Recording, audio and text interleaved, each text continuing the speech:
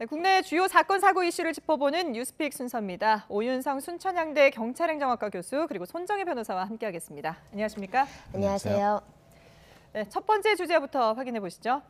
네, 불법으로 동영상을 촬영하고 유포한 혐의로 구속된 가수 정준영 씨가 오늘 오전에 검찰에 송치됐습니다.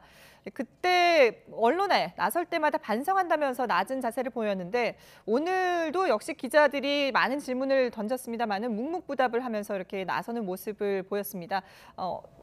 오전에 보셨을 텐데 어떤 느낌이 드셨나요?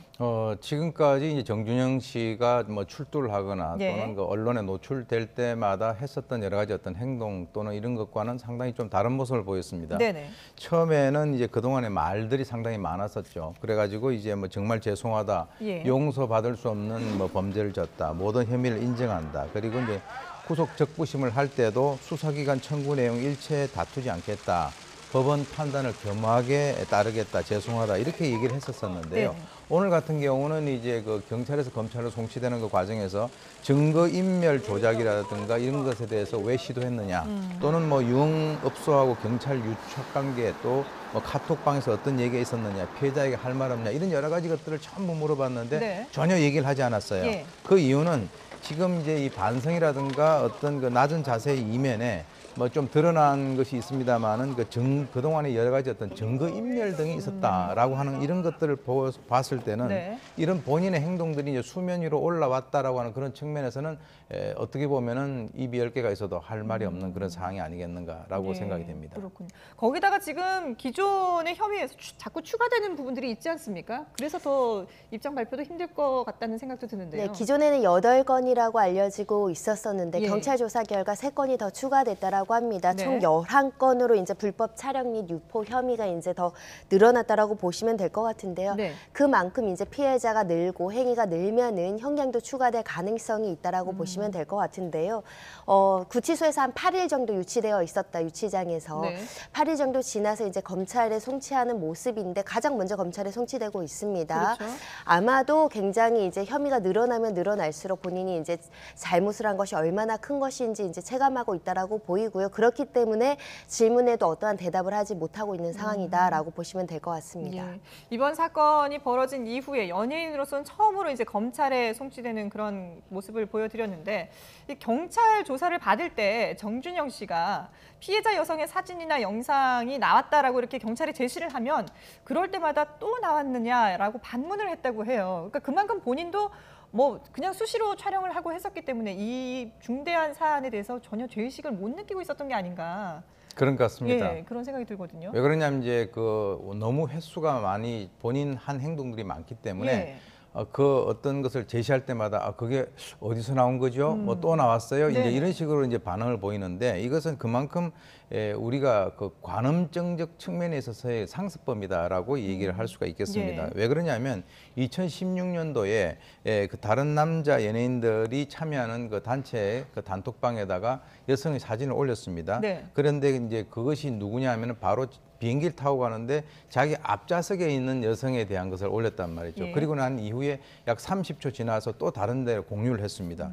그래서 이 그 정준영 씨 같은 경우는 이러한 어떤 그 불법 촬영 같은 경우가 때와 장소를 가리지 않는다. 예. 예를 들어서 이제 대만의 호텔이라든가 자기가 그 살고 있는 아파트, 강남에 있는 음식점, 그리고 이제 뭐 비행기 안이라든가 유흥업소 이런 곳에서 약 한 10초 정도 촬영을 한다라고 그래요. 근데 그 10초라고 하는 것은 이제 통상 피해자가 앞을 바라보고 있는 것이 아니라 뒤를 바라보고 있을 때 했기 때문에 그 피해자가 피해를 받은 사실에 대해서 인지를 못하고 있는 네네. 그런 상황에서 찍은 것 같고요. 그래서 이제 지금 이 정준영 씨 같은 경우는 그동안에 너무나 상습적으로 많이 찍어왔기 때문에 드러날 때마다 본인도 제대로 기억을 하지 못하는 그런 상황이라고 봅니다. 그러니까 평소에 그만큼 심각성을 몰랐다라는 그렇죠. 그런, 제의식이 없었다라고 그러게요. 하는 거죠. 예, 그런 생각이 드는데 지금 승리 씨 같은 경우도 불법 촬영물을 유포한 정황이 드러났습니다. 이게 뭐 본인은 내가 촬영한 게 아니라 그냥 전달받은 걸 또 전달한 거다라고 주장을 하고 있지 않습니까? 네, 대화의 내용은 2016년 사건입니다. 6월 10일경에 승리가 사진을 한 장 올려요. 대화방에. 네.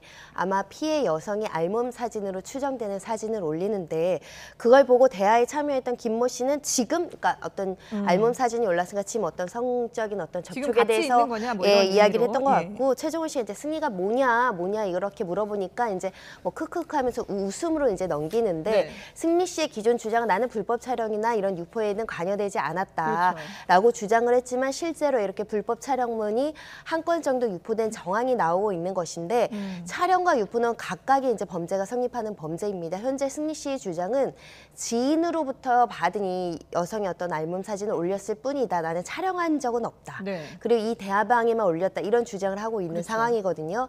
이제 다만 이 승리 씨 주장이 사실이기 위해서는 그런 받은 지인에 대해서 이제 설명이 있을 수 있어야 되고요.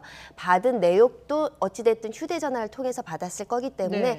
그거를 설명해야 될 것이라고 보입니다. 만약에 본인이 촬영하고 유포해놓고 거짓으로 옮겼다가는 사실은 오히려 더 이제 허위 변명이라는 그럴 수 있죠. 괘씸죄나 이런 것들을 받을 가능성이 있기 때문에 그 부분도 확인이 돼야 되는데 어찌됐든 승리 씨 기존의 입장은 정준영 씨가 이렇게 이제 불법 촬영문 올리고 이렇게 장난식으로 놀이식으로 할 때 자기는 말렸다고 그러면 했었거든요. 안 된다. 오프라인에서 예. 말렸다고 했는데 네네. 본인도 여기에 동조해서 여성의 사진을 올렸고 그것이 성적 수치심을 야기할 만한 알몸 사진이라는 건 사실은 누가 봐도 이건 범죄라고 인식할 수 있는 부분이기 때문에 네네. 명확한 설명이 필요하고요. 본인이 촬영하지 않았다고 하더라도 이것을 전송한 행위 자체가 범죄가 성립하기 때문에 입건된 상황이라고 보시면 되겠습니다. 예. 자, 경찰은 뭐 정준영 씨, 승리 씨가 이 불법 촬영물을 공유한 단체 채팅방이 모두 23개고요. 그리고 거기에 참가한 인원은 16명이다 이렇게 발표를 했거든요. 어떤 내용들입니까? 주로 이제 지금 보게 되면요. 23개 대화방에서 불법 촬영한 그 영상이 총 13건인데요. 네. 이 대화방에 참여를 한 사람은 16명입니다. 그래서 지금까지 불법 유포한 그 혐의가 4명인데 3명이 더 추가돼 가지고 네네. 7명 늘어났는데 근데 그 과정에서 이제 이것이 문제가 되니까 휴대폰을 바꾸자라고 해가지고 조직적으로 증거 인멸을 한 그런 어떤 시도가 있었다는 예, 말이죠. 최종훈 씨한테 그렇게 얘기를 네, 했다고 그렇습니다. 하죠. 예. 근데 이제 이런 여러 가지 이유는 이 심리 같은 경우는 우리가 이제 조화리의 창이론이라고 해서 나는 알고 있고 다른 사람들은 모르고 있는 그 영역이 있어요. 그 심리가. 근데 이 사람들은 집단적으로 어떻게 보면은 이제 동료 의식이라든가 공범 의식 그리고 왜곡된 우월 의식이 있는 거죠. 왜 그러냐면 남들에게 비춰지는 어떤 자신의 직업에 있어서의 자기들과 네. 자기들끼리 모여서 여성들을 비하하고 조롱하고 자기들끼리 공유하고 올리고 하는 이런 어떤 또 다른 세계가 있었다라고 한다면 네. 그 문제가 발생이 됐을 때 그와 관련돼 있는 여러 가지 것들을 증거를 은폐하거나 또는 인멸하기 위해서 충분히 자기들끼리 어떤 소통이 있었다. 말 맞추기를 했을 가능성이 그렇습니다. 있다. 예, 네. 그렇군요. 실제로 그 정준영 씨 같은 경우도 이게 뭐 경찰에 휴대전화를 다 제출했다라고는 하지만 이게 또 은폐하려는 그런 정황들도 있었잖아요. 그러니까 정준영 씨가 3대의 휴대전화를 제출했다고 하지만 네. 영장실질 심사 과정에서 드러난 것은 초기하거나 은멸할 인멸을 시도했다라고 하면서 네네. 영장이 발부되기도 했었거든요. 현재 이야기가 나오고 있는 것은 정준영 씨가 이 사태가 터졌을 때 외국에 있었거든요. 그렇죠. LA에서 기존 전화는 버리고 어. 새 휴대전화를 교체해서 들어와서 그 새 휴대전화를 제출했다라고 알려지고 네네. 있거든요.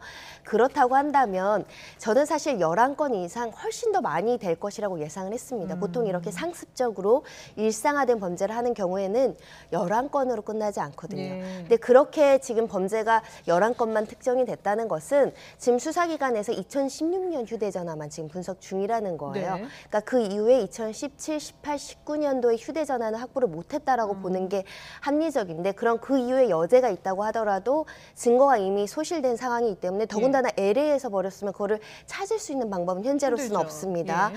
그런 점에 있어서는 증거인멸 혐의도 지금 검토를 해봐야 될 것이고 증거인멸죄라는 건 내 범죄의 증거를 내가 버리는 건 별도의 범죄가 성립하지 않습니다. 네. 하지만 타인의 증거를 인멸하거나 교사하는 거는 범죄가 성립할 수 있기 아. 때문에 현재 박모 씨라는 사람이 대화방에서 우리 이거 휴대전화 버리자, 예. 은폐하자라는 시도를 했다라는 거예요. 그럼 상호 그 말을 듣고 은멸을 했다고 한다면 양형에서 당연히 불리하게 요소를 작용할 수 있고요. 네. 나아가선 타인 증거에 대해서 인멸을 교사했다면 그건 역시 범죄가 성립할 수 있어서 그 대화 내용을 면밀히 분석할 필요가 있다고 생각하고요. 네. 그리고 정준영 씨 관련해서도 만약에 2017년, 2018년에도 똑같이 상습성을 발현해서 똑같은 범죄를 했다고 한다면 피해자 낼 수 있거든요. 정준영 씨의 휴대전화는 확보하기 유포하지 못한다고 하더라도 정준영 씨랑 보통 친해서 대화를 나눈 사람들이 있잖아요. 네. 그 사람들 휴대전화를 통해서는 어떤 대화가 있었는지 확인할 수 있을 것 같고요. 네. 더군다나 이런 분들은 대화방에서 유포하고 그걸 삭제하지 않습니다. 하드디스크나 별도의 저장 장치로 저장을 해놓는 경우들이 있거든요. 예. 그리고 일부 인터뷰에서도 정준영 씨가 이걸 모아놨다 이렇게 무슨 도감처럼 네. 그 증거를 빨리 찾아야 되는데 그건 확보되지 않은 것으로 보입니다. 예. 정말 증거를 찾는 것이 무엇보다도 시급하다라는 그런 생각이 드는데, 근데 이런 그 분야뿐만 아니라 지금 경찰이 버닝썬의 횡령이라든지 탈세 의혹에 대해서도 수사의 속도를 내고 있습니다. 의심스러운 자금 흐름을 포착을 했는데 특히 이 린사모라는 사람과 관련성이 상당히 있다 이렇게 지금 얘기가 나오고 있거든요. 네, 지금 이제 경찰은 지금까지 1년 정도의 그 장부에 대해서 탈세 조사를 계속 해왔습니다. 예. 그런데 이제 버닝썬에 있어서의 그 소유 지분을 우리가 좀 보게 된다면 르 메르디앙 호텔을 운영하고 있는 그 전원 산업이 42% 네네. 제일 많고요. 유리홀딩스가 20%. 그리고 이제 린사모라고 아까 말씀하셨던 네. 림이루 씨라고 하는 이 대만 투자자가 지금 20%를 갖고 있습니다. 그리고 이문호 씨가 10%, 이성현 공동대표가 8% 가지고 있는데 네. 지금 이제 아까 말씀하신 대로 계좌를 추적을 하다 보니까 좀 일부 의심스러운 자금 흐름이 포착이 돼 가지고 지금 이 관련자들을 소환해서 조사를 할 예정이라고 이제 밝혔는데요. 네. 지금 이제 이 림 씨와 연관해서도 이 대만 투자자인 림 씨가 버닝썬을 이용을 해가지고 자금 세탁을 했다라고 하는 그런 제보를 확보를 한 그런 상태라고 합니다. 네. 그래서 아직까지는 해외에 있는 그 VIP에 대해서는 조사를 하지 않았지만 예. 필요하다면 그러한 그 사람까지 소환을 해서 조사를 할 예정으로 있습니다. 자, 오늘로 이 버닝썬 수사가 시작된 지 딱 2달째가 된다고 하는데 여전히 이 여러 가지 의혹 가운데 경찰 유착과 관련된 부분은 수사가 답보 상태를 보이고 있습니다.